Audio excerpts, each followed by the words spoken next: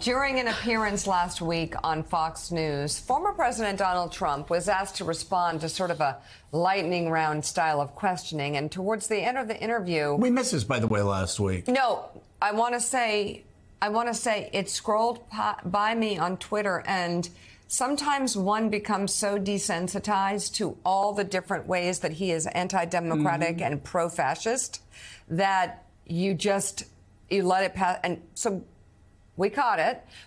Here's what former President Trump said about Vladimir Putin and the war in Ukraine. Give me quick, short sentence narratives, whatever comes to your mind. Putin. Well, I'm going to have to go a little short, but I got along with him great. Had I been president, he would have been much better off because he wouldn't have gone into Ukraine. But ultimately, he's going to take over all of Ukraine. Okay, first of all, Mike, there is not a military analyst, a political analyst, a foreign policy analyst, a NATO analyst on the face of the earth that thinks Vladimir Putin is going to take over all of Ukraine. This is, again, the same guy. It's really shocking, not surprising. This is the same guy who said how brilliant Vladimir Putin was for starting a war, that he was genius, that he was savvy, for starting a war that has absolutely ravaged his country, killed over 100,000 of his troops, completely weaned Europe off of all Russian energy needs. It's been devastating for his economy. And I talked to world leaders. I talked to the OPEC people, leaders in OPEC nations, who say this guy is only, some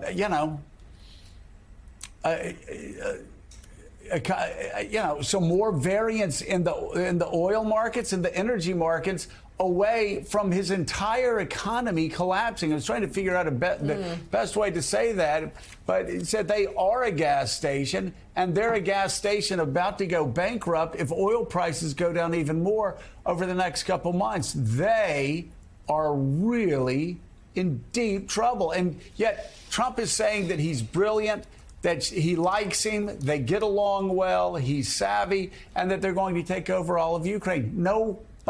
Nobody in the world is saying that but Vladimir Putin, his lackeys, and Donald Trump.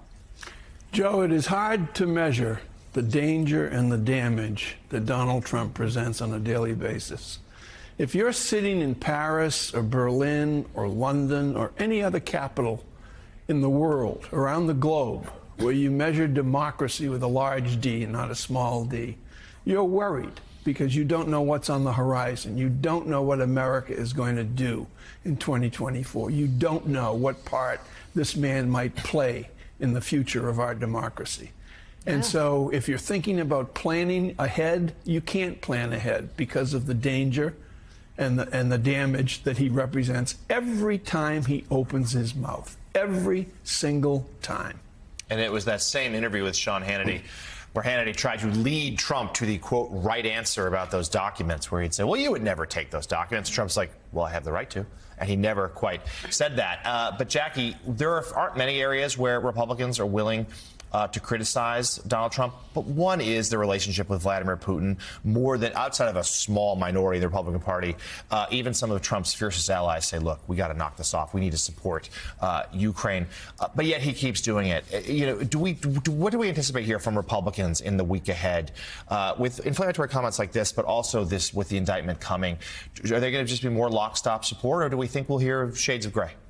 Well, it is interesting the way I think Republicans have sort of, some of them at least, these hardliners who really dominate at least the House GOP conference, have seized on Trump's Putin comments to sort of use that to talk about their isolationist view, how we shouldn't be spending money, all this money in Ukraine. It should be dedicated towards the U.S. Of course, that is like largely contradictory to some of the rhetoric on China and this committee on China that House Speaker Kevin McCarthy has really put so much emphasis on as he sort of tries to forge ahead without being distracted by the constant distractions that Trump is throwing at Republicans, on a daily basis. But I think it actually has been pretty interesting, at least in the lead up to this arraignment tomorrow, that we haven't heard House Judiciary Chairman Jim Jordan come out and say we're subpoenaing Alvin Bragg. We haven't heard